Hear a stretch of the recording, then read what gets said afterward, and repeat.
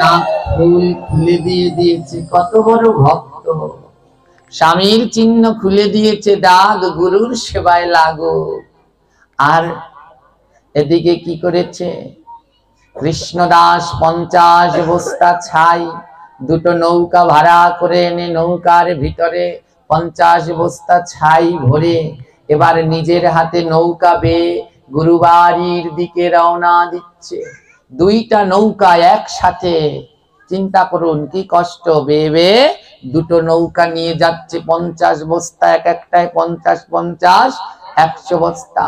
দুটো নৌকা একসাথে বেয়ে কৃষ্ণদাস রওনা দিচ্ছে আর গুরুদেবকে ডাকছে, গুরু গো পার করো পার করো পার করো আমায়, গুরু গো পার করো পার করো পার করো, গুরু গো পার করো পার করো পার করো আমায়, গুরু গো পার করো পার করো পার করো।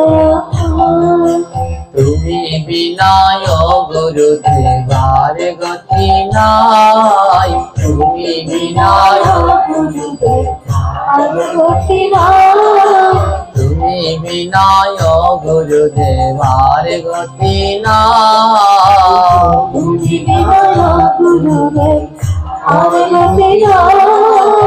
এই কাঙালের এই জগতে আর কেহ নাই, এই কাঙালের এই জগতে আর কেহ নাই, আরে এই কাঙালের এই জগতে আর কেহ নাই, এই কাঙালের এই জগতে আর কেহ নাই। কোথায় আছো দয়াল গুরু পার করিয়া দাও, কোথায় আছো দয়াল গুরু পার করিয়া দাও, কোথায় আছো দয়াল গুরু পার করিয়া দাও, কোথায় আছো দয়াল গুরু পার করিয়া দাও। একবার চেয়ে দেখো আমার ভাঙা নাও, একবার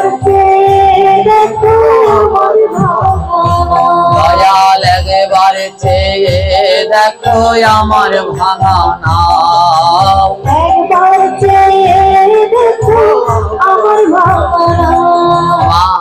গুরুদেবকে ডাকছে, ও গুরুদেব তুমি যদি পার না করো আমার এই ভাঙা নাও, একটা হচ্ছে ওই নৌকা আরেকটা হচ্ছে এই দেহ নৌকা। ও গুরুদেব তুমি যদি এই দেহ নৌকাকে নিজ গুণে কৃপা না করো তোমার কাছে যে যেতে পারবে না। আমা এই দেহ নৌকা সেই দিন ধন্য হবে যেই দিন লাগিবে না এ ভক্তের চরণ ধুলি, যেই দিন লাগিবে ভক্তের চরণ ধুলি, যেই দিন লাগিবে না এ ভক্তের চরণ ধুলি, যেই দিন লাগিবে না এ ভক্তের চরণ ধুলি। হরি হরি বলে নৌকা যাবে সেদিন চলি, হরি হরি বলে নৌকা যাবে সেদিন চলি, আরে হরি হরি বলে নৌকা যাবে সেদিন চলি, হরি হরি বলে নৌকা যাবে সেদিন চলি। এই দেহ নৌকা সেই দিন চলবে যেই দিন শুদ্ধ ভক্তের চরণ ধুলা লাগবে। আজ নৌকা বাইতে বাইতে কৃষ্ণদাস গুরুদেবের আশ্রমের ঘাটে এসে পৌঁছালেন। শ্যামল কমল চেয়ার টেবিল নিয়ে বসেছে, দেখছে কোন শিষ্য বেশি বেশি দান দিচ্ছে। যেই শিষ্য বেশি বেশি দান দিচ্ছে তাদেরকে খুব আদর আপ্যায়ন হচ্ছে। কৃষ্ণদাস এসে নৌকা নিয়ে ঘাটে ঠেকিয়েছে। শ্যামল কমল বলে, দেখ দেখ শ্যামল, ওই যে এক বড় লোক শিষ্য এসেছে, সবার 1 বস্তা 2 বস্তা 1 কলস, কিন্তু ওর হচ্ছে 100 বস্তা। শ্যামল কমল ভেবেছিল 100 বস্তা চাল ডাল টাকা পয়সা আছে, কিন্তু ওর মধ্যে কি আছে? ছাই। শ্যামল বলছে কমলকে, শোন কমল, এই রকম বড়লোক শিষ্য না হলে কাজ হয়? আমি যাই, ওই শিষ্যকে উপরে পাঠাই, তুই একটু ওকে ভালো মিষ্টি খাওয়া। ওমা কৃষ্ণদাসকে বলছে, ও গুরু ভাই তুমি উপরে আসো। উপরে এসেছে, কৃষ্ণদাসকে বসতে দিয়ে রসগোল্লা খেতে দিয়েছে। কৃষ্ণদাস মনের আনন্দে রসগোল্লা খাচ্ছে আর মনে মনে বলছে, আহা, ছাই জমালেই রসগোল্লা খাওয়া যায়, যদি চাল ডাল জমাতাম তাহলে কি না জানি খেতে দিত। কৃষ্ণদাস মনের আনন্দে রসগোল্লা খাচ্ছে। শ্যামল বলে, কমল যত খাবে তত দিবি, 100 বস্তা এনেছে। হ্যাঁ, আমার শ্যামল কমল তো জানে না বস্তার মধ্যে কি আছে। লোভী শ্যামল কমল ভেবেছে বস্তা ভরা টাকা পয়সা চাল ডাল আছে। শ্যামল বলছে, কমল তুই মিষ্টি খাওয়া, আমি একটু দেখে আসি বস্তায় কি কি আছে। আমা বলছে, চাল বের করে, এরকম কি বলে, এরকম খোঁচা দিয়ে দিয়ে বের করে বস্তার মধ্যে, দেখে দোকানে কি বলেন আপনাদের এলাকায়, ডোঙা, বোমা, ওরে বাবা, ডোঙা বোঙা যা হোক, চোঙ্গা ভোঙ্গা যা হোক একটা হবে। ওই যে ওরকম খোঁচা দিয়ে বের করে না, তারপর চাল হাতে নিয়ে দেখে চিকন মোটা কিরকম। তো শ্যামল কি করেছে, একটা ডোঙা নিয়ে ওই পরীক্ষা করতে গেছে 50 বস্তায় কি আছে। ভেবেছিল ওর মধ্যে বোধহয় মোচা আছে, হ্যাঁ দিয়েছে খোঁচা, ভেবেছিল বের হবে মোচা, দেখে কি ছাই। একটা খোঁচা দিয়ে দেখে ছাই, ব্যাপার কি। পরেরটা খোঁচা দিয়েছে, দেখে সেটাও ছাই। এবার শ্যামল নৌকায় বসে বলছে, ওরে কমল, কমল রে, হ্যাঁ ওরে আর খাওয়াসনি। শ্যামল মনে মনে ভাবছে, যেটা এই নদীর পাড়ে আছে, শ্যামল মনে মনে ভাবছে যে মনে হয় চাল ডালের থেকে বেশি আনছে, তাই বড় গুরু ভাই রসগোল্লা বাদ দিয়ে রসগোল্লার থেকে দামিটা খাওয়াতে বলছে। এবার শ্যামল ভেবেছে কি, যে রসগোল্লার থেকে দামি হচ্ছে রসমালাই, তোর জন্য রসমালাই নিয়ে আসে। এবার কৃষ্ণদাসকে বলছে, তোমার আর রসগোল্লা খাওয়া লাগবে না, ওর দাম কম, রসমালাই খাও। কৃষ্ণদাস রসমালাই খাচ্ছে। এবার শ্যামল বলছে দূর থেকে, নৌকা তো একজন জলে আরেকজন উপরে, শ্যামল বলছে কি করছিস, বলে দাদা রসমালাই খাওয়াচ্ছি। কমল বলছে, আরে ও খাওয়াস নে, ও খাওয়াস, বলে ও এর থেকে দামি। ও এর থেকে দামি আর কি আছে, হ্যাঁ তো এর থেকে ওই দোকানের যত মিষ্টি ছিল দামি সব নিয়ে এসেছে কমল, নাও গুরু ভাই যত পারো সব খাও। ওদিকে শ্যামল সব বস্তা পরীক্ষা করে দেখে সবগুলোর ভিতরে শ্যামল ছুটতে ছুটতে এসেছে, আর এসে কৃষ্ণদাসের সম্মুখের খাবার সব ছুঁড়ে ফেলে দিয়েছে। কমল বলছে, কি করলে? হ্যাঁ, লোভী শ্যামল বলছে, জানিস এই পাষণ্ডী গুরুদেবের সেবার জন্য 100 বস্তা ছাই নিয়ে এসেছে, 100 বস্তা ছাই নিয়ে এসেছে। হ্যাঁ, ওর আজকে কঠিন বিচার হবে। সবাই অবাক হয়ে রয়েছে। যা, আজকে তো মহোৎসব, আজকে ওর কোনো বিচার করব না, আজকে ওকে ওই পালের সাথে দড়ি দিয়ে বেঁধে রাখ। ওর নৌকায় যে পাল আছে, ওই পালের খুঁটির সাথে ওকে দড়ি দিয়ে শক্ত করে বেঁধে রাখ, ওর বিচার করব কালকে, মহোৎসবটা শেষ হোক। হ্যাঁ, কালকে তো মহোৎসব, মহোৎসবটা শেষ হোক, আজ ওর বিচার করব না। 100 বস্তা ছাই নিয়ে এসেছে গুরু সেবার জন্য, দাঁড়া তোর বিচার হবে, কালকে মহোৎসবটা শেষ হোক। কৃষ্ণদাসকে নিয়ে তার 2 গুরু ভাই ইচ্ছে মতো মারধর করে ওকে দড়ি দিয়ে, শক্ত করে দড়ি দিয়ে ওই নৌকার সাথে বেঁধে রেখেছে। কৃষ্ণদাস 2 নয়নের জলে ভাসছে। গুরু ভাইরা মেরেছে তার জন্যে না, কৃষ্ণদাস কাঁদছে। সব গুরু ভাইরা সারা বছর ধরে যা যা এনেছে সবই গুরু সেবার জন্য নিয়ে যাচ্ছে, কিন্তু ও সারা বছর ধরে ছাই এনেছে, ওর ছাই কেউ নিচ্ছে না। ওকে দড়ি দিয়ে শক্ত করে বেঁধে রেখেছে, এমন ভাবে বাঁধ দিয়েছে 2 হাত থেকে টপ টপ করে রক্ত ঝরছে। আর কৃষ্ণদাস 2 নয়নের জলে ভেসে ভেসে গুরুদেবকে ডাকছে, গুরুদেব আমি তো কাঙাল, আর কাঙাল এনেছে, এই কাঙালেরটা কি তোমার সেবায় লাগবে না?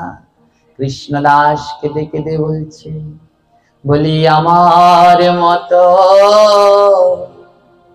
কাঙাল নাই গো, আমার মতো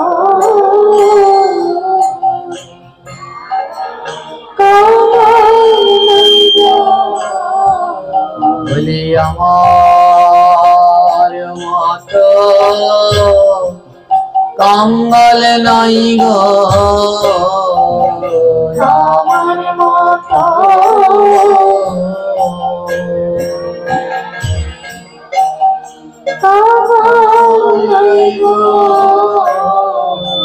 তুমি কোথায় আছো দয়াল গুরু, আমার মতো কাঙাল নাই গো,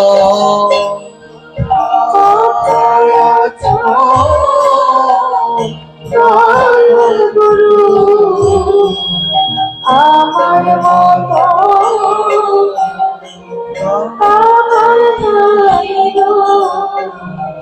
আমি বহু জন্মে অপরাধী, বহু জন্মে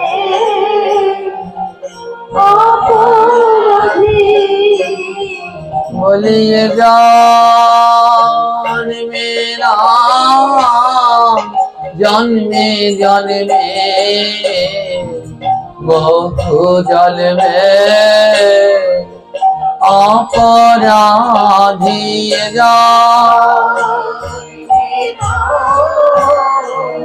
জন্মে জন্মে বহু জন্মে অপরাধী। তুমি কোথায় আছো দয়াল গুরু, কোথায় আছো দয়াল গুরু? তীক্ষ্ণ যন্ত্রণা, যন্ত্রণার ভিতরে গুরুদেবকে ডাকছে, গুরুদেব আমি তো বড় কাঙাল, আমি তো আগেই বলেছি তোমাকে দেয়ার মতো আমার কাছে কিছু নাই, তুমি বলেছো ছাই জমা করতে, তাই করেছি, তবে আজ কেন তুমি আসবে না? আজ গুরুদেবকে ডেকে ডেকে বলছে, আমায় একবার দেখা দাও,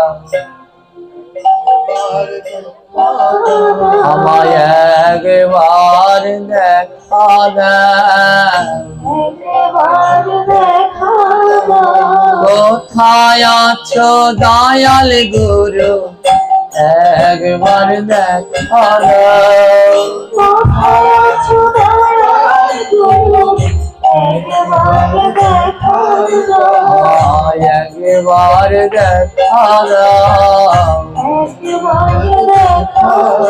আমি কতদিন দেখি না গো, একবার দেখা দাও, কতদিন দেখি না গো, একবার দেখা দাও, তুমি একবার দেখা দাও, একবার দেখা দাও। আমি কতদিন দেখি না গো, একবার দেখা দাও, কতদিন দেখি না গো, একবার দেখা দাও। আদর্শনে মরে যাই, বলি আমার মতো পাপি নাই, আদর্শনে মরে যাই,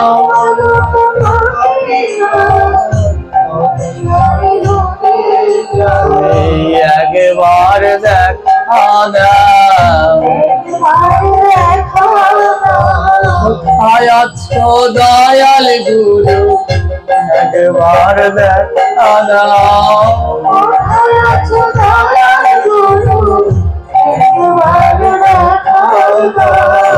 কতদিন দেখি না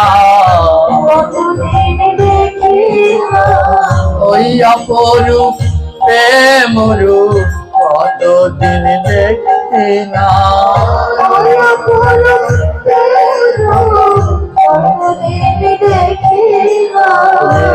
একবার দেখা রে কোথায় আছো দয়াল গুরু, একবার দেখা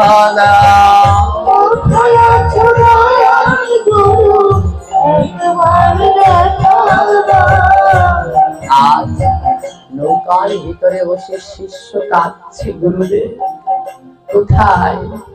একটা বছর ধরে অপেক্ষা করেছি, আজ তোমার কাছে এসেছি, একবার দেখা দাও। আজ ভক্ত যদি ভক্তি করে থাকে, ডাকে গুরুদেব, আর কি থাকতে পারে? গুরুদেব সমস্ত বাধা বিঘ্ন সমস্ত কাউ সবাইকে ডেঙিয়ে আজ ভক্তকে দর্শন দেওয়ার জন্য নদীর ঘাটে ছুটে আসছে। আর গুরুদেব ওই নৌকাটার কাছে গিয়েছে, গিয়ে দেখে কৃষ্ণ দাস রক্তাক্ত দড়ি দিয়ে বেঁধে রেখে দিয়েছে। গুরুদেব হাতের বাঁধনটা খুলে দিয়েছে, লুটিয়ে পড়েছে গুরুদেবের চরণ তলে। কৃষ্ণ দাস কি চাই? কৃষ্ণ দাস বলছে, আমার কি চাই জানো গুরু? যেন চরণ সেবা করতে পারি, চরণ সেবা করতে পারি, যেন চরণ সেবা করতে পারি, চরণ সেবা করতে পারি।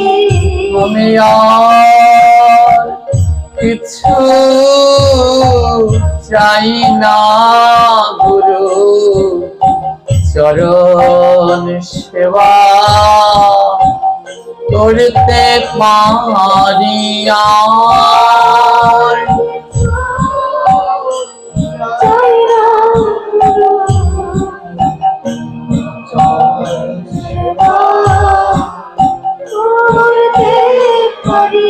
আমায় ওই চরণে দাস করো, ওই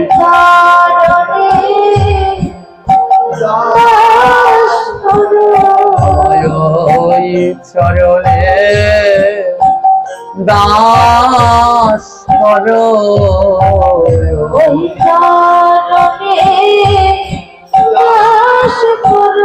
আমি চরণ ধুলা মাথায় দেব, ওই চরণে আমার দাস করো, চরণ ধুলা মাথায় দিব, ওই চরণে দাস করো। আর কিছু চাই না গুরু, আর কিছু চাই না গুরু, তুমি প্রেম অল্প তলু, আর কিছু চাই না গুরু, তুমি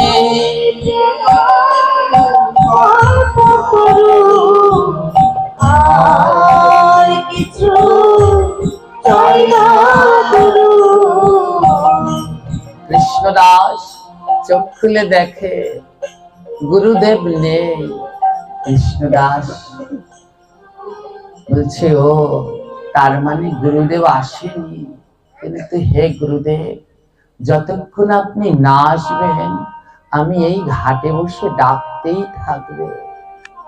শিষ্য কৃষ্ণদাস গুরুদেবকে ডাকতে লাগলেন, আর ভক্তের ডাকে গৃহের ভিতরে গুরুদেব যন্ত্রণায় ছটফট করছে।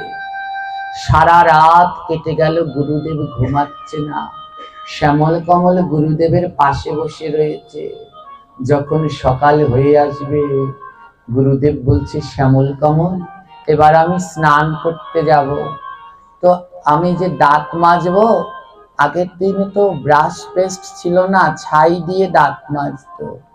গুরুদেব বলছে, শ্যামল কমল, আমার ছাইয়ের কৌটাটা খুঁজে পাচ্ছি না। গুরুদেব কি করে শ্যামল কমলের চোখ এড়িয়ে আসবে? তাই আজ গুরুদেব নিজের ছাইয়ের কৌটা নিজেই লুকিয়ে রেখে দিয়েছে। নিজের ছাইয়ের কৌটা নিজেই লুকিয়ে রেখে শ্যামল কমলকে বলছে, শ্যামল কমল, আমার ছাইয়ের কৌটাটা পাচ্ছি না, একটু খুঁজে দিবি? শ্যামল কমল খুঁজতে লাগলো। আমার গুরুদেব যদি লুকিয়ে রাখে এই জগতে, তার কেউ পায়?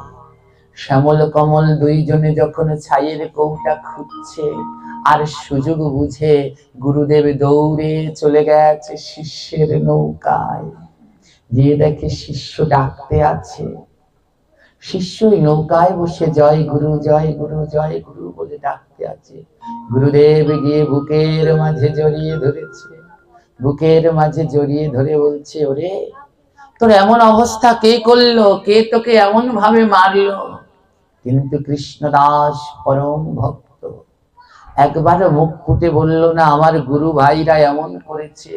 তাহলে গুরুদেব যদি তাদের বকা দেয়, শাস্তি দেয়, কৃষ্ণদাস বলছে, গুরুদেব, এ আমার কর্মের ফল, এ আমার কর্মের ফল।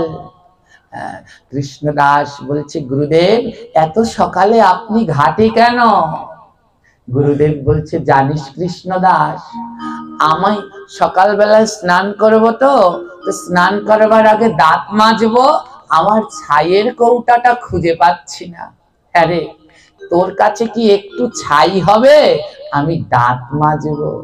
কৃষ্ণদাসের দুই নয়নে জল ধরছে। ও গুরুদেব, আমার কাছে ছাই আছে, কিন্তু কেমন ভাবে দেব? আমার যে পিছনে হাত দুটো বাঁধায় আছে। মহাজন বলছেন, আমাদের হৃদয়ে ভক্তি আছে, কিন্তু সংসার নামক দড়ি দিয়ে হাত দুটো বাঁধা। তুমি যদি কৃপা করে না খুলে দাও, এই ভক্তি অঞ্জলি কেমন করে দেব? গুরুদেব হাত দুটি খুলে দিলেন। কিরে কৃষ্ণদাস, তোর কাছে ছাই আছে? কৃষ্ণদাসের আনন্দ আর ধরে না, আমার ছাই আজ গুরুর সেবায় লাগবে। কৃষ্ণদাস বস্তা খুলে ছাই বের করে দিয়েছে, আর সেই ছাই দিয়ে গুরুদেব দাঁত মাজছে। আমা, কতজন কত চাল ডাল আনলো, গুরুদেব হয়তো ছুঁয়েও দেখেনি, ও গুরু সেবায় লাগেনি, কিন্তু কৃষ্ণদাসের ছাই গুরুদেবের সেবায় ঠিক লেগেছে। আর কৃষ্ণদাসের আনা ছাই দিয়ে দিনের প্রথম প্রহরে প্রথম গুরু সেবা হয়েছে।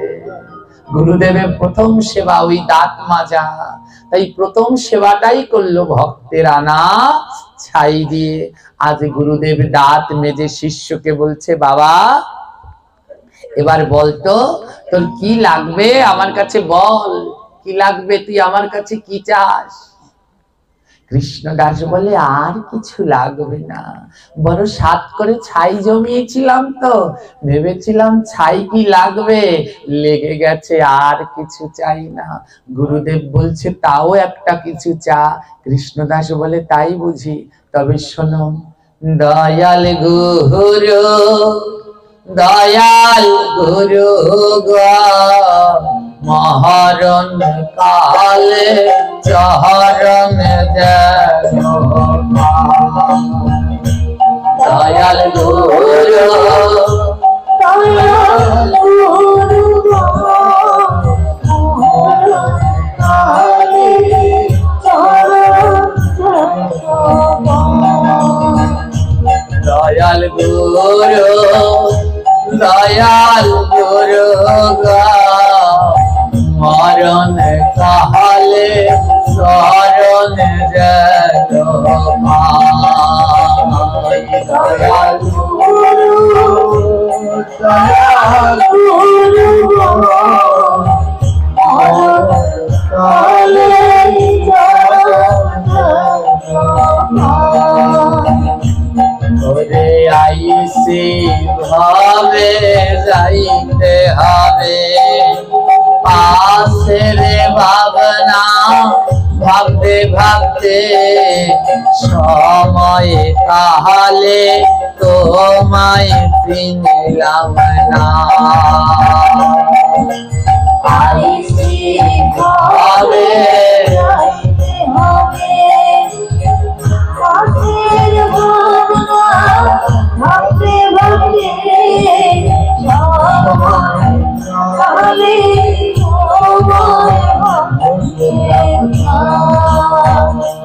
ওরে আইসি ভাবে যাইতে হবে পিছের ভাবনা ভাবতে ভাবতে সময় কালে তোমায় ভজলাম না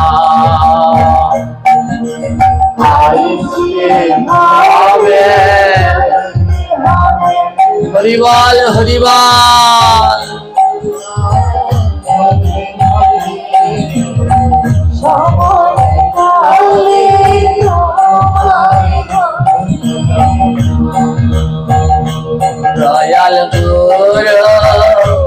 দয়াল গুরু মরণ কালে চরণে দয়াল গুরু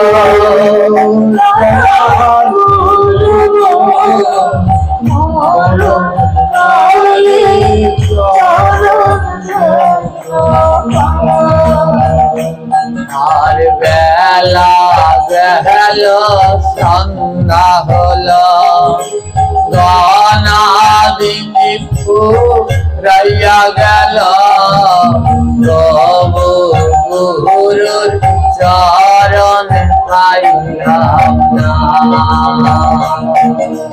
বেলা বেলা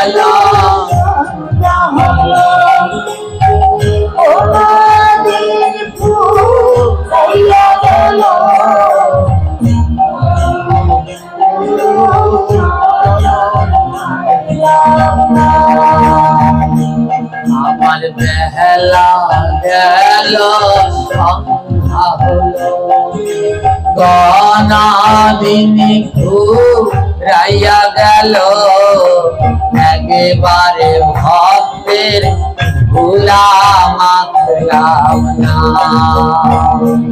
আমার বেলা গেল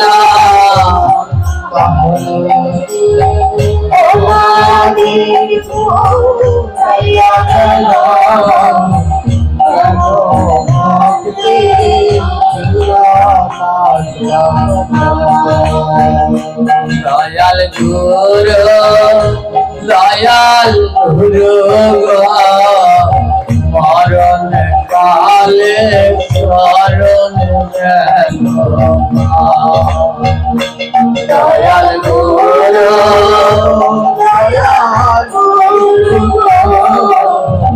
মরণ কালে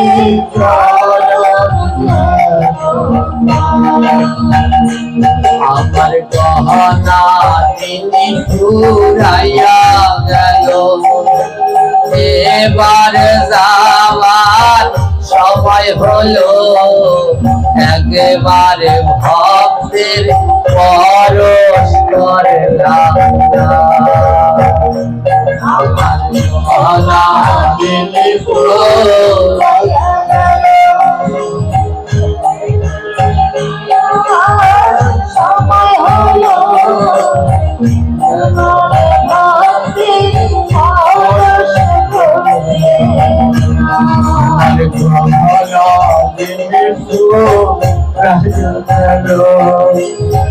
এবারে যাওয়ার সময় হলো একেবারে ভক্তের সঙ্গ করলাম না আমার গহনা দিলে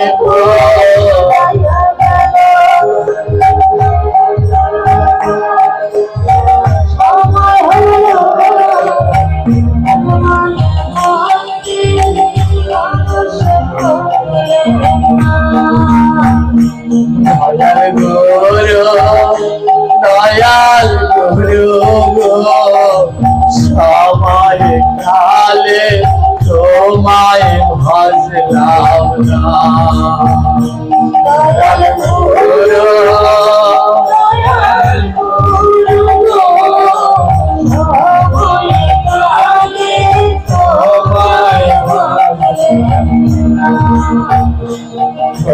যখন মায়ের ঘরে তখন তোমায় দেখতে পাইতাম এখন কেন তোমায় আমি যখন মায়ের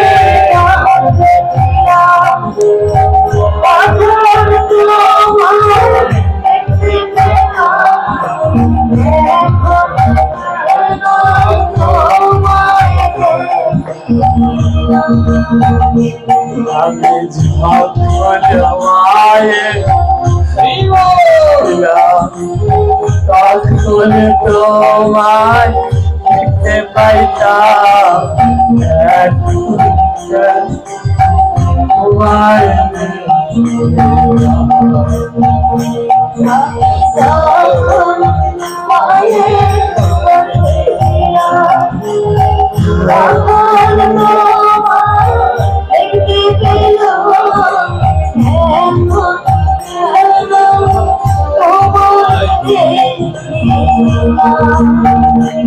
দয়াল গুরু দয়াল গুরু গো মরণ কালে শরণ দয়াল গুরু দয়াল গুরু গো মরণ কালে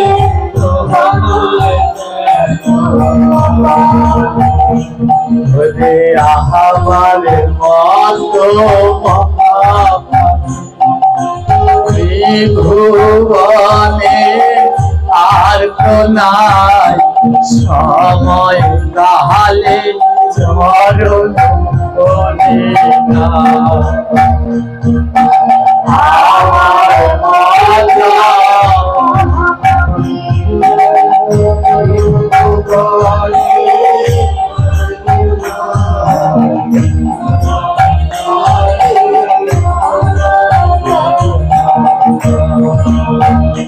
দয়াল গুরু দয়াল গুরু মরণ কালে চরণ পাই দয়াল দয়াল গুরু মরণ কালে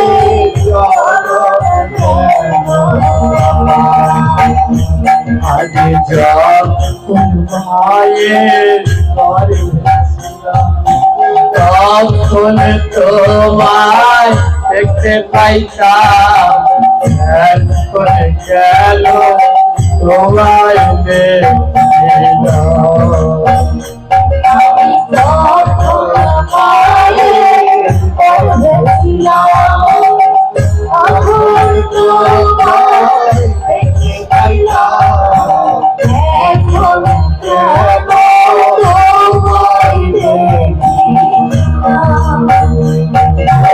চরণ দয়াল গুরু দয়াল গুরু মরণ কালে চরণ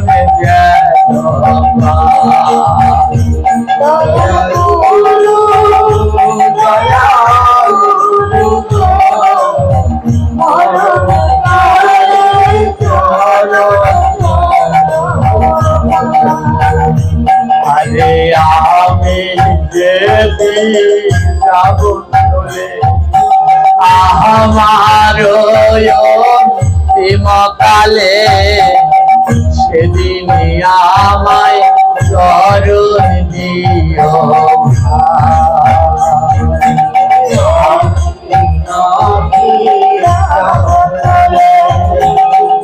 আমার অন্তিমকালে চরণ ধুলি তোমরা দিও যাবে যদি আমার কালে চরণে ধুলা তোমরা দিও বলে আমি হরিবাল হরিবাল হরিবাল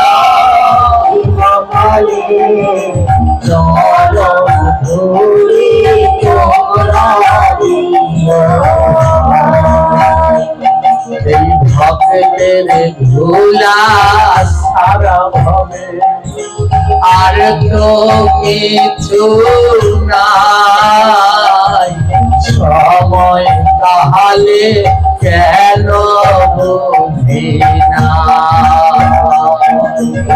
ভক্তের ধুলা সারা ভাবে আর তো কিছু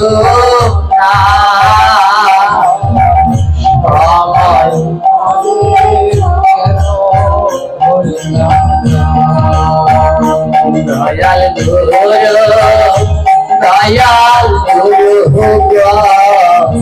মরণ কালে চরণ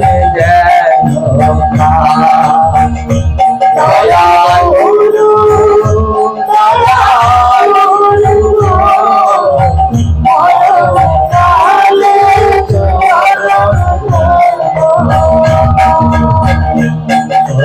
আইসি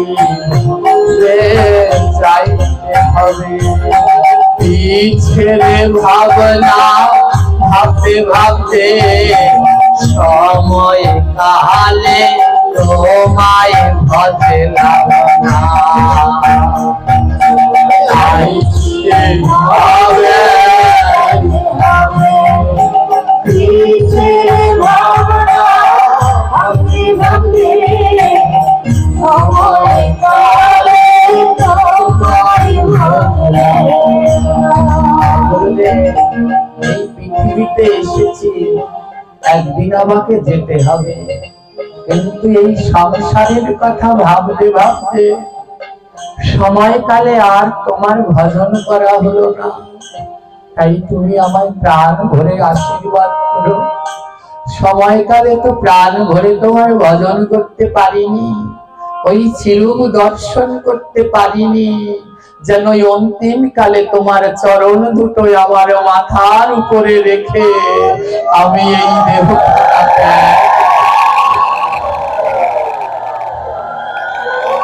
গুরুদেব শিষ্যকে বুকের মধ্যে ধরিয়ে বলে আয়ে রে একবার পরশ করি মহানব জীবন ধন্য করি আয়ে রে একবার পরশ করি হরি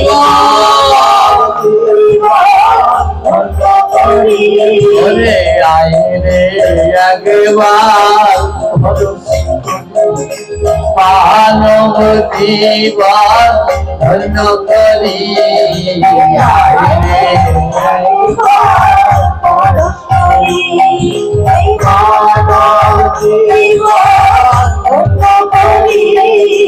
একদিন যাব সবই তো সারি ওরে একদিন যাব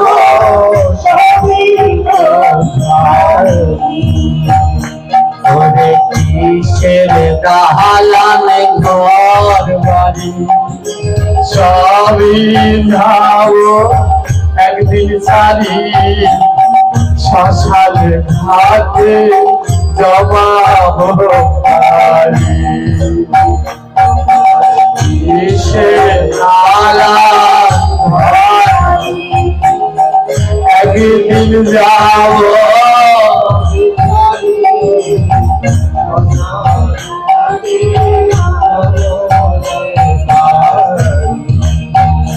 ওই শ্মশান হবে একবার সবাই ভেবে দেখো না সময় কালে কেন ভোজে না ওই শ্মশান হবে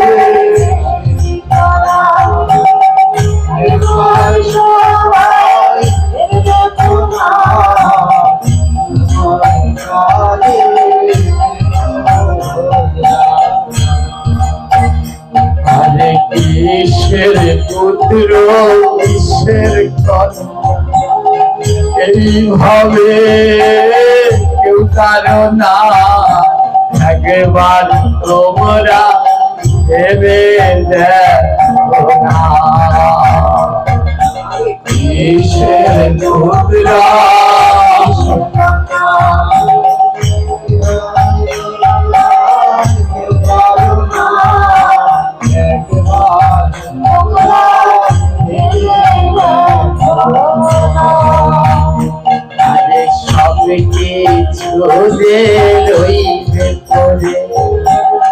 আমি শুধু যাব চলে আমার অন্তিম কালে ওরে সব কিছু রইবে আমি শুধু যাব চলে আমার অন্তিম কালে সেদিন আমার শেষের ঠিকানা আসবে। বাবা এই জগতে আমরা সবাই চাকরি করছি, সরকারি চাকরি ওই নোটিশ আসে বদলি হওয়ার জন্য, আর এখানে থাকা যাবে না, এবার এখান থেকে বদলি হয়ে যেতে হবে। যখন নোটিশ আসে ওই সরকারি কর্মকর্তা সব রেখে চলে যায়, তদ্রূপ আমরাও চাকরি করছি, আমাদের একটা নোটিশ পাঠাবে ভগবান, আর থাকতে পারবি না, সেই দিন সব কিছু ছেড়ে চলে যেতে হবে। তাই ভক্তদেরকে বলছি, হে ভক্ত আমি যেদিন চলে যাব এই হাত দুটো দিয়েছি তো ভক্তের চরণ ধুলি মাগবার জন্যে, আমি যেদিনকে যাব সেদিন তো আর চরণ ধুলা মাগতে পারবো না, তোমরা কৃপা করে সবাই মিলে চরণ ধুলা দিও মোরে, সেই দিন তো আর নিতে পারবো না, তোমরা কৃপা করে চরণ ধুলা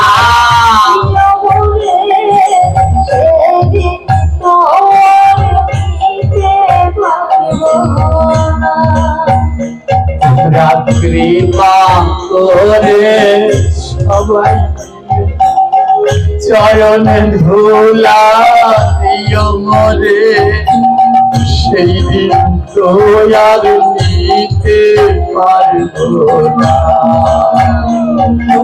কৃপা করে সবাই মিলে চরণ ধুলা দিও মোরে, সেদিন তো নিতে পারবো না। দয়াল গুরু দয়াল গুরু মরণ কালে চরণ দয়াল গুরু দয়াল গুরু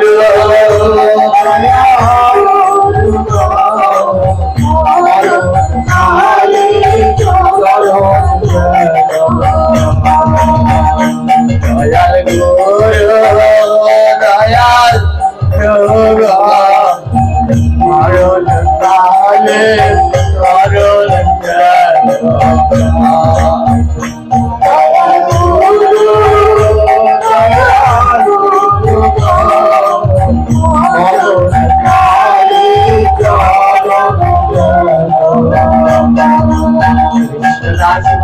গুরুদেব আমার আর কিছু লাগবে না, যেন অন্তিম কালে আপনার চরণ দুটো দর্শন করতে পারি গুরুদেব, তবে এবার আমি যাই।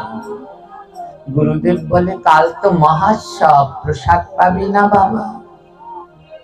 কৃষ্ণদাস বলে গুরুদেব ওই বড় দাদারা দেখলে রাগ করবে, আমি বরং চলে যাই। গুরুদেব বলে দাঁড়া তোকে কিছু দেব। কৃষ্ণদাস বলে লাগবে না গুরুদেব, আপনার ওই আশীর্বাদের হাত দুটো আমার মাথায় যেন থাকে। ও গুরুদেব আমার হাতটা কোনো সময় ছাড়বেন না। ও মা বাবার ছেলে যদি মেলায় ঘুরতে যায়, ছেলে যদি বাবার হাত ধরে, হারিয়ে যাওয়ার 100% সম্ভাবনা আছে। কারণ ছেলে চকলেট দেখলে বাবার হাত ছেড়ে চকলেটের দিকে দৌড়ে চলে যাবে, কিন্তু বাবা যদি ছেলের হাত ধরে, ছেলে হারিয়ে যাওয়ার কোনো সম্ভাবনা নেই। লোভে পড়ে সন্তান যদি ওদিকেও যায়, রওনা দিলেই হাতটা বাবার মুঠোয়। তাই বলছি গুরুদেব, এই মানুষ দেহ তো বড় লোভ, আমার হাতটা ধরে রাখবেন, যেন লোভে পড়ে চরণ ছাড়া না হই, যেন জন্মে জন্মে এই চরণ সেবা।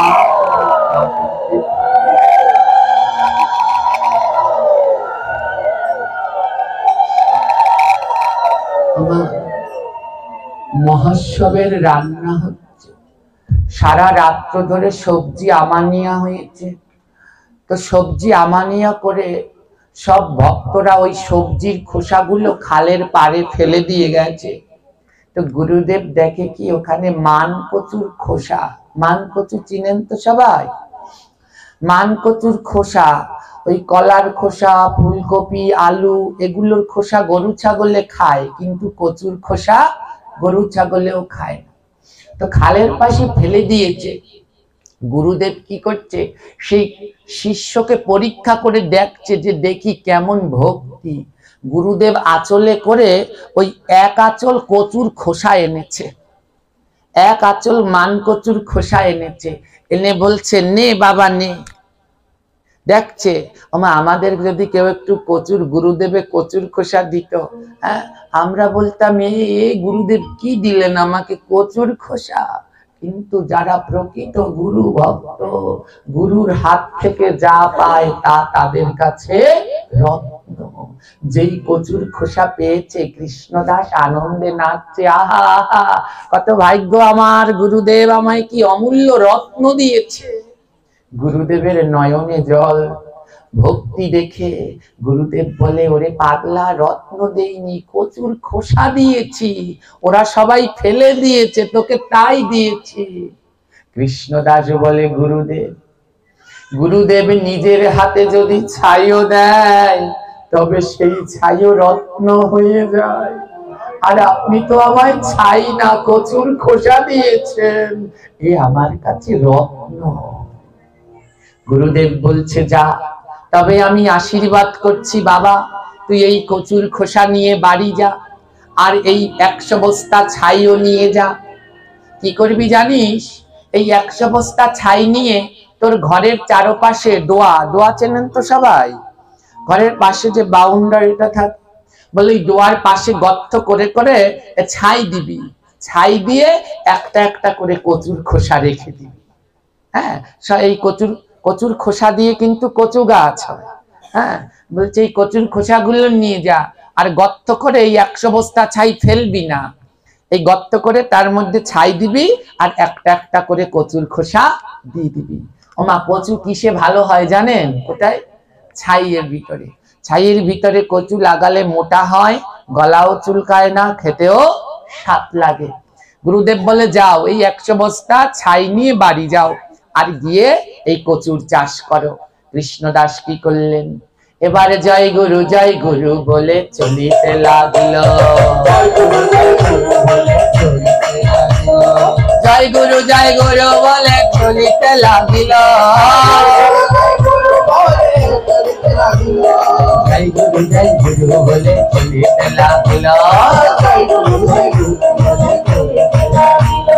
জয় গুরুর জয় গো, শ্রী গুরুর জয় গো, জয় গুরুর জয় গো। আজ বাড়িতে এসেছে, এবার ওই ঘরের চারপাশে গর্ত করছে, আর ওই গুরুর নাম করছে, জয় গুরু, আর ছাই দিচ্ছে, আর একটা একটা করে কচুর ছোগা ওই ছাইয়ের ভিতরে রাখছে। আমার ঘরের চারপাশে গর্ত করে কচু লাগিয়েছে। স্ত্রী, তার সেই স্ত্রী, সে বলছে, হ্যাঁ গো স্বামী, তুমি কি পাগল হয়ে গেলে? হ্যাঁ, ঘরের চারপাশে মানুষ লাগায় ফুলের গাছ, আর তুমি লাগাচ্ছ কচুর গাছ। হ্যাঁ, বনলতা বলছে তুমি পাগল হয়ে গেছে। কৃষ্ণদাস বলে ওমন বলো না, আমার গুরুর আজ্ঞা ঘরের চারপাশে কচু গাছ লাগাতে। তাদের দুইটা ঘর, সামনে একটা বারান্দা আর মধ্যখানে একটা ঘর। স্ত্রীকে বলছে শোনো, আমরা তো চারজন মানুষ, এই দুইটা ঘর আমাদের লাগে না। স্ত্রী বলে কেন, ঘরে আবার কি হয়েছে?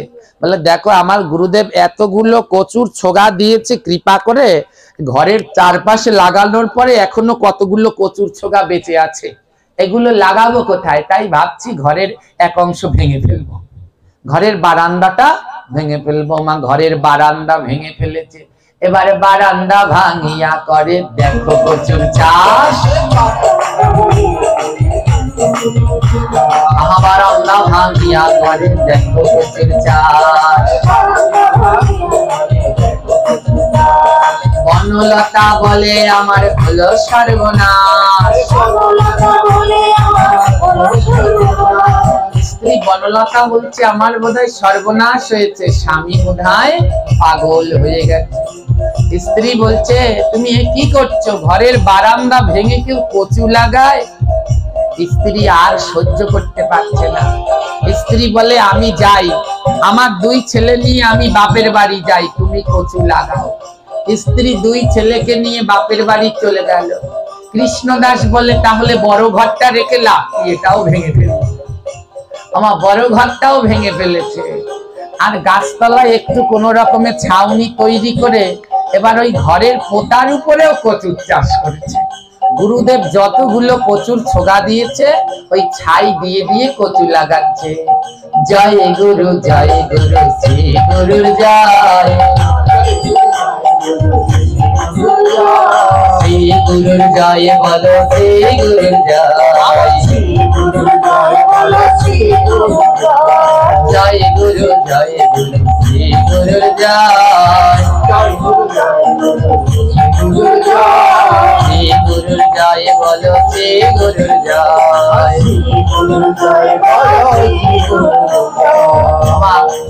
ঘরের ডোয়া, বারান্দা, মধ্যের ঘর সব কচু লাগিয়ে দিয়েছে। আর কচু লাগিয়ে ওই গুরুদেবের নাম করে আর হরে কৃষ্ণ মহামন্ত্র জপ করে। হরে কৃষ্ণ কৃষ্ণ কৃষ্ণ হরে হরে, হরে রাম রাম রাম হরে হরে, হরে কৃষ্ণ কৃষ্ণ কৃষ্ণ হরে হরে, হরে রাম রাম রাম হরে হরে, হরে কৃষ্ণ কৃষ্ণ কৃষ্ণ হরে হরে, হরে রাম রাম রাম হরে হরে, কৃষ্ণ কৃষ্ণ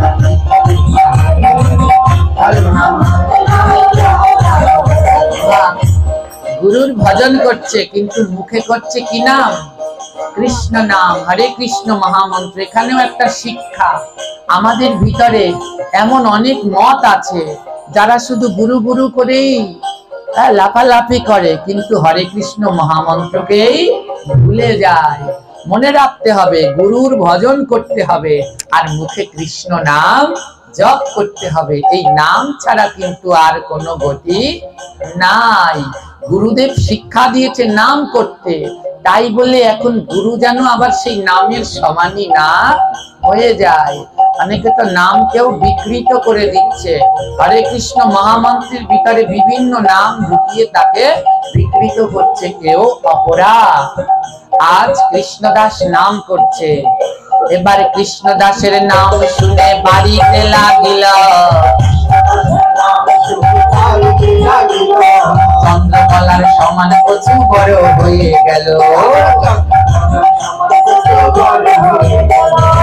ওই কৃষ্ণ নামে কচু এক বড় হয়ে গেছে অল্প কদিনের ভিতরে, বড় বড় কচু। এক রাজা, এক জমিদার রাস্তার পাশ দিয়ে যাচ্ছে। তো জমিদার যখন যাচ্ছে দেখে কে যেন ওখানে বসে হরে কৃষ্ণ নাম মহামন্ত্র জপ করছে। জমিদার গিয়ে দেখে এক সাধু, মানে কৃষ্ণদাস। তো জমিদার বলছে আরে তুমি এখানে বসে কি করো? কৃষ্ণদাস বলছে কচুকে কৃষ্ণ নাম শোনায়। জমিদার বলে পাগল হয়ে গেছো, কচুকে কেউ কৃষ্ণ নাম শোনায়? বলে হ্যাঁ, কচুকে কৃষ্ণ নাম। কচুর কাজ হচ্ছে চুলকানো, কৃষ্ণ নাম শুনে ও কচু তার চুলকানি স্বভাবও ভুলে গেছে। জমিদার বলে তবে দাও দেখি তোমার এই চাষ করা একটা কচু। জমিদার একটা কচু নিয়ে বাড়িতে রান্না করেছে জমিদারের বউ। ও বাবা, সে কচুতে এমন অমৃতের মতো স্বাদ। জমিদার ওই সেনাপতিকে পাঠিয়েছে, যাও যত টাকা হয় ওর ক্ষেতের অর্ধেক কচু নিয়ে আসো। অর্ধেক কচু কিনে নিয়ে এসেছে। ও কি করেছে, ওই কচুর ছোগা আর মাথা রেখে দিয়েছে। ওই কচু যেটা কেটেছে সেইখানে আবার মাথাটাকে লাগিয়ে দিয়েছে। হ্যাঁ, এই কচুর সুনাম চারদিকে ছড়িয়ে পড়েছে। দলে দলে ওর কাছে কচু কিনতে আসছে। এখন আর বড় কচু একটাও নেই, সব বিক্রি হয়ে গেছে।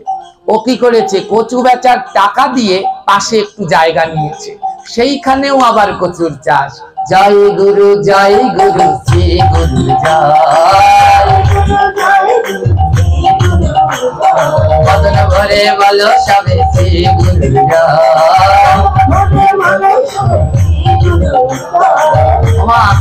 ওই পাশের জায়গায় একেবারে ফার্স্ট ক্লাস কচু হয়েছে। এবার ওই কচু বেচে আর জায়গা কেনে, জায়গা বানায় আর কচুর চাষ, তার বিশাল বড় কচুর চাষ হয়ে গেছে। এবার যে অনেক টাকা হয়েছে, কৃষ্ণদাস মনে মনে বলছে এখন একটু ঘরটা বানাই। ঘরটা বানিয়েছে। সারা দেশে কৃষ্ণদাসের কচু নাম হয়ে গেছে। সেই কৃষ্ণদাসের কচুর খবর গেছে তার শ্বশুর বাড়ি।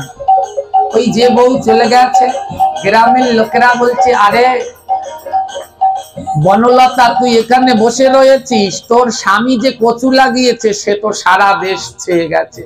বনলতা দুই ছেলে নিয়ে আবার চলে এসেছে। হ্যাঁ, গুরুর উপরে ভরসা থাকলে গুরু নেয় আবার সব ফিরিয়ে দেয়। আবার ঘর দিয়েছে, স্ত্রীও ফিরিয়ে দিয়েছে, সন্তানও ফিরিয়ে দিয়েছে। এবার তাদের আনন্দের সংসার, টাকা পয়সার কোনো অভাব নেই। 2 বছর কেটে গেছে। এবার অনেক টাকা পয়সার মালিক কৃষ্ণদাস। স্ত্রীকে বলছে, শোনো, আগে আমরা প্রতিদিন 3 মুঠো ছাই রাখতাম, আবার গুরুদেবের নামে রাখা শুরু করি। কিন্তু এখন আর ছাই না, চাল রাখবো, টাকা রাখবো, হ্যাঁ, ডাল রাখবো, 3 মুঠ 3 মুঠ করে সব রাখবো। 3 মুঠ 3 মুঠ করে রাখতে লাগলো। কিন্তু এত টাকা পয়সা, চাল ডাল বাড়ছে, স্ত্রী বলে কাজ নাই, 3 মুঠে ছাই যেমন কুলায় করে রাখতাম, তুমি সেই ধানের বস্তা আনো, আবার সেই রকম রাখবো। ওমা, সেই ধানের বস্তায় আগে যেমন ছাই ভরতো, এখন টাকা ভরে, চাল ভরে, ডাল ভরে। 1 বছরের ভিতরে 100 বস্তা চাল ডাল টাকা পয়সা হয়ে গেছে। হ্যাঁ, তাই গুরু যদি দেয় সময় লাগে না, সদ্গুরু পেয়েও চিনতে পারলা না। গুরু যদি দেয় সময় লাগে না গো। যেই গুরুকে পেয়েছো তাকে যত্ন করো, তার সেবা অর্চনা করো, দেখবে গুরুদেবের কৃপায় তোমার জীবন পরিবর্তন হয়ে যাবে। 1 বছর হয়ে গেছে, গুরুদেবের বাড়ি থেকে চিঠি এসেছে। হ্যাঁ, চিঠি এসেছে। এবার নৌকা আনবে। স্ত্রী বলে, স্বামী, আমার নাকের টাটা আবার নাও, যেন গুরুর সেবায় লাগে। আবার সেই নাকেরটা দিয়ে নৌকা ভাড়া করে এনে কৃষ্ণদাস এবার 100 বস্তা চাল ডাল টাকা পয়সা নিয়ে গুরু বাড়িতে গেছে। গুরু বাড়ির ঘাটে গিয়ে নৌকা লাগিয়েছে। শ্যামল কমল বলে, দেখ শ্যামল, ওই হতচ্ছাড়ায় আবার আইছে 100 বস্তা ছাই নিয়ে। ওমা, ওরা ভেবেছে কি আবার কি নিয়ে এসেছে, কিন্তু এইবার এনেছে কি, জোরে বলো, চাল ডাল টাকা পয়সা 100 বস্তা ভরা। শ্যামল বলে, কমল, ওকে ওই জলের মধ্যেই রেখে দে, পারে উঠতে দিবি না, ওকে উঠতে দেয় না। হ্যাঁ, কৃষ্ণদাস বলে, আমার চিন্তা নাই, আমি আগের বার গুরুকে ডেকেছিলাম, এসেছে, এবারও আসবে। ওই নৌকায় বসে গুরুদেবকে ডেকেই চলেছে। এইদিকে গুরুদেব বলছে, ওরে অহংকারী শ্যামল কমল, তোদের মনের অহংকার দ্বারা। ওমা কি করেছে, মহাৎসবের রান্না, সকাল হতে হতে রান্না প্রায় শেষ, অনেক মানুষ সেবা করবে তো, রান্না করেছে আলুর তরকারি, তা লাগছে আমের টকের মতো। টক হয়ে গেছে, মিষ্টান্ন লাগছে করলার মতো তিতা, আর ভাত অন্নগুলো সব গলে গেছে, সব রান্না নষ্ট হয়ে গেছে। হাজার হাজার ভক্ত চলে এসেছে। এইদিকে শ্যামল কমল গিয়ে দেখে সারা রাত্র ধরে মহাৎসবের যা রান্না সব নষ্ট, পচা, গন্ধ হয়ে গেছে।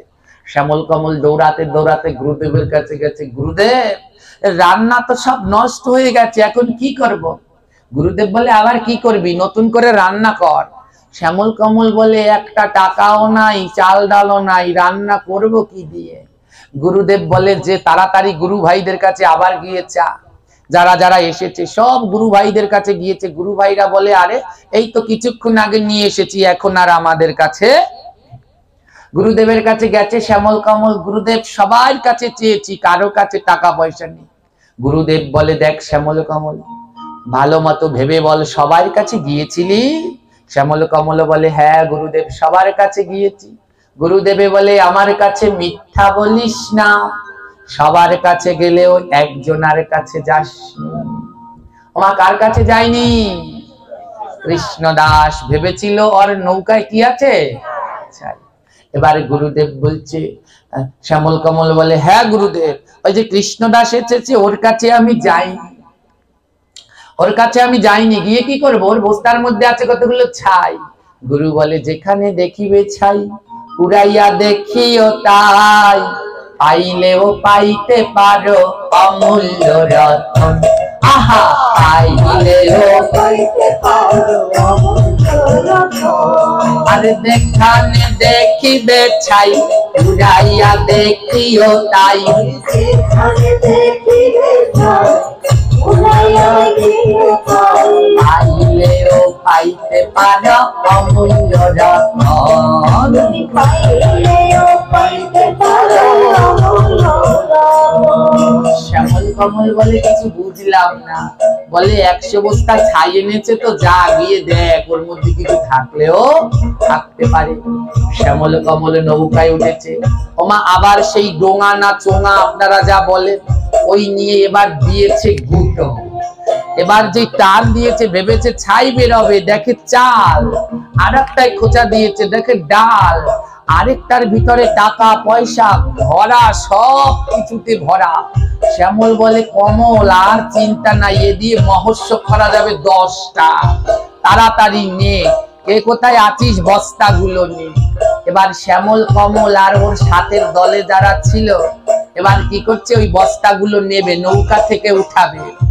বস্তা ধরে করে দেখো তারা টানা টানি,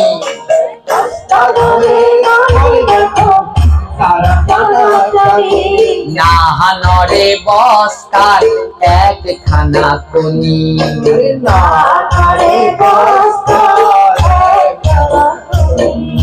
4-5 জন একেবারে বডিওয়ালা লোক নিয়ে এসেছে, নে জাগা, টানাটানি করছে, কিন্তু বস্তার একখানিও জাগাতে পারছে না।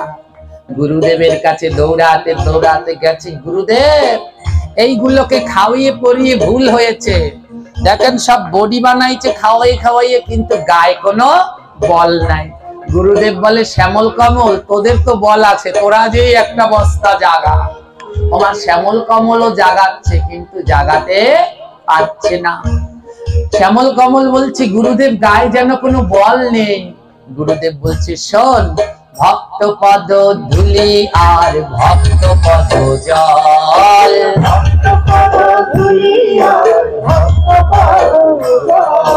ভক্ত ভুক্ত উচ্ছিষ্ট 3 বৈষ্ণবের বল।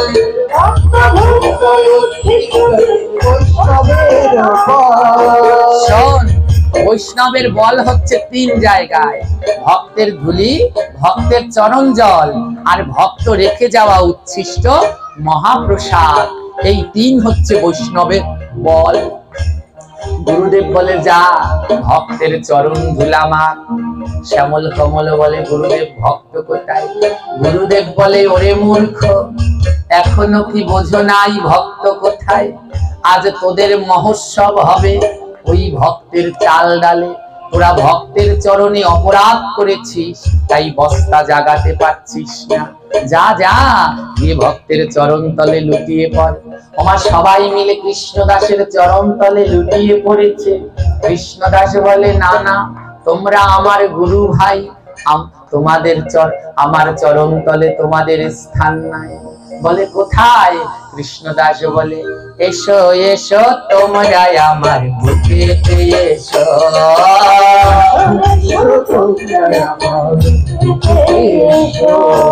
এসো এসো তোমরা আমার বুকেতে এসো।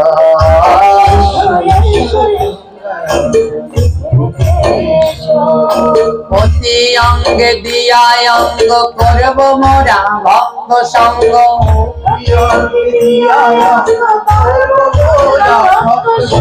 প্রতি অঙ্গে দিয়া অঙ্গ করব মোরা ভক্ত সঙ্গ।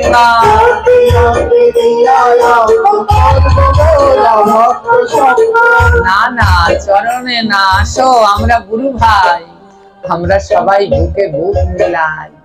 ওমা, বাবার তো তখনই আনন্দ হয় যখন বাবার সব ছেলেরা মিলেমিশে থাকে। তো গুরুদেব হচ্ছেন পিতা, যখন গুরুদেবের সমস্ত শিষ্যরা মিলেমিশে থাকে তখন গুরুদেবের আনন্দ আর ধরে না, গুরুদেবের আনন্দ আর ধরে না। সব গুরু ভাইরা একে অন্যকে জড়িয়ে ধরে অঙ্গ পরশ করছে। এবার এই দেখে গুরুদেব প্রেমানন্দে নাচিতে লাগিছে,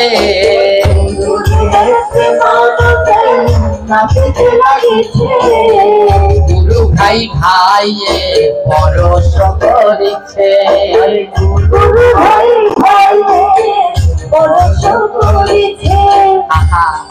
গুরু ভাই বোন একে অন্যকে জড়িয়ে ধরে পরশ করছে। আর সেই দেখে ওমা, এক গুরু ভাই আরেক গুরু ভাইকে যখন বুকে জড়িয়ে ধরে তখন গুরুদেব যেইখানে থাকে দেখে তার বড় আনন্দ হয়। এবার প্রশ্ন, গুরুদেব তো জানতো ওই শ্যামল কমল দুষ্ট, তারপরেও গুরুদেব কেন তাদেরকে পাশে রাখলো? ওমা, যেই একটা বাবা মায়ের 5টা ছেলে মেয়ে হয়, একটা হয় প্রচন্ড দুষ্টু, আরেকটা হয় মেধাবী। মেধাবীটাকে নিয়ে বাবা মার চিন্তা নাই, কিন্তু দুষ্টুটাকে নিয়ে খুব চিন্তা। তদ্রূপ গুরুদেবেরও অনেক শিষ্য, যেইগুলোর মাথায় শয়তানি বুদ্ধি, গুরুদেব সেইগুলোর পাশে পাশে থাকে, দেখে তাদের পাশে থেকে যেন ওদের শয়তানি বুদ্ধি দূর করা যায় কিনা। তাই শ্যামল কমলকে রেখেছিল পাশে, আজ শ্যামল কমলের শয়তানি বুদ্ধি দূর হয়ে গেছে, দূর হয়ে গেছে। এইদিকে কি করলো গুরুদেব? ভক্তের মহিমা বুঝতে আজ কৃষ্ণদাস প্রসাদ পাচ্ছে, আর গুরুদেব রয়েছে আশ্রমে। হ্যাঁ, গুরুদেব ভক্তের মহিমা দেখাতে এক ভক্তকে দিয়ে খবর পাঠিয়েছে, যাও এই মুহূর্তে কৃষ্ণদাসকে গিয়ে বলবে যেন এই মুহূর্তেই আমার কাছে চলে আসে। হ্যাঁ, এক শিষ্য খবর নিয়ে গেছে, গুরুদেব তোমাকে বলেছে এই মুহূর্তে, এই এক মুহূর্তের ভিতরে, এক মুহূর্ত খুব অল্প সময়, এই এক মুহূর্তের ভিতরে গুরুদেব বলেছে তোমাকে গুরুদেবের কাছে চলে যেতে। কৃষ্ণদাস মনে মনে ভাবতে লাগলো, যদি আমি গুরুদেবের কাছে যাই সময় লাগবে 1 ঘন্টা, কিন্তু গুরুদেব বলেছে এই মুহূর্তে চলে যেতে, এই মুহূর্তে আমি কি করে যাব? কৃষ্ণদাস কেমন ভক্ত ছিল, ওমা পাশে ছিল বড় একটা ছোরা, আর সেই ছোরা নিয়ে নিজের গলা নিজেই কেটে ফেলেছে, নিজের গলা নিজেই কেটে ফেলেছে। হে আত্মা, তুমি আমার দেহ থেকে বেরিয়ে যাও, কারণ দেহটা নিয়ে গুরুর কাছে যেতে 1 দিন সময় লাগবে, কিন্তু আত্মার যেতে 1 পলকও লাগবে না। গুরু আদেশ পাঠিয়েছে এই মুহূর্তে যাবে। কৃষ্ণদাস এমন গুরু ভক্ত ছিল, নিজের গলা কেটে দিয়েছে, আত্মা বেরিয়ে গেছে দেহ থেকে। এবারে বলছে চলো আত্মা গুরুর কাছে। এবার আত্মা গিয়ে গুরুদেবকে দর্শন দিচ্ছে। আর ভক্তের এই রকম ভক্তি দেখে আজ প্রাণ গোবিন্দ আমার ডেকে ডেকে বলছে, না না ও কৃষ্ণদাস, তুমি কৃষ্ণদাস হতে পারো না, এই নাম তোমার শোভা পায় না। আমার প্রাণ গোবিন্দ বলে কৃষ্ণ দাস নাম।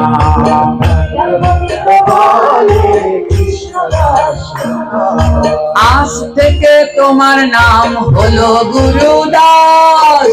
আজ থেকে তোমার নাম হলো গুরুদাস। আজ থেকে তোমার নাম হলো গুরুদাস। আজ থেকে তোমার নাম হলো গুরুদাস। জগতে তোমার নামের হবে গো প্রকাশ। জগতে তোমার নামের হবে গো প্রকাশ। ভগবান বলছে তুমি কৃষ্ণের দাস নও, আজ থেকে তোমার নাম পরিবর্তন করে তোমার নাম দিয়ে দিলাম গুরুদাস। হ্যাঁ, এবার গুরুদাস শ্রী গুরুর ভিতরে রাধা কৃষ্ণের যুগল মিলন দর্শন করছে। এবারে গুরু অঙ্গে রাই অঙ্গ দেখিতে যে পাইল। এবারে গুরু অঙ্গে রাই অঙ্গ দেখিতে যে পাইল। গুরুর মধ্যে রাধা কৃষ্ণের মিলন হইল। আর মিলন হইল,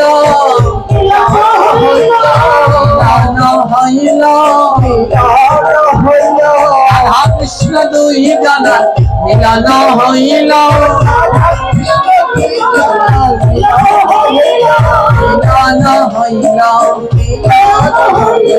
রাধা কৃষ্ণ দুই জনা মিলন হইল। জয় জয় দেও গো, জয় জয় দেও গো। রাধা কৃষ্ণের মিলন হলো, জয় জয় দেও গো। রাধা কৃষ্ণের মিলন হলো, জয় জয় দেও গো। মনের পাতায় পাতায় ব্যয় করো তালি। মনের পাতায় পাতায় ব্যয় করো তালি। ভক্তবৃন্দ বলে সবে গৌর হরি বলে। ভক্তবৃন্দ বলে সবে গৌর হরি বলে। রাধা গৌর হরি বলে গো, গৌর হরি বলে গো। কালের রূপ দেখি তারা গৌর হরি বলে গো। গৌর হরি বলো গো, গৌর হরি বলো গো। সবাই মিলে বাহু তুলে গৌর হরি বলো গো। জয় গুরু বলো গো, এই মানব জীবন ধন্য হবে। জয় গুরু বলো গো, জয় জয় দেও গো, জয় জয় দেও গো। গুরুদেবের নামে সবাই জয় জয় দেও গো। জয় গুরুদেব, জয় গুরুদেব, গুরুদেব জয় গুরুদেব।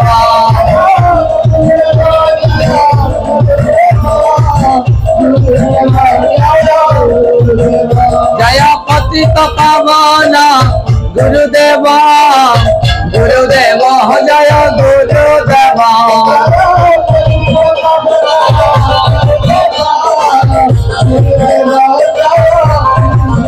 জয় দয়ার সাগর গুরুদেব, দয়ার সাগর গুরুদেব।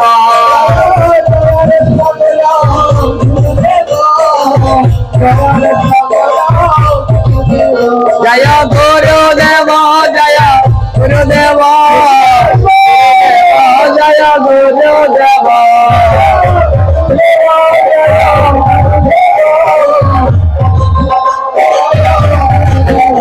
জয় জয় গুরুদেব।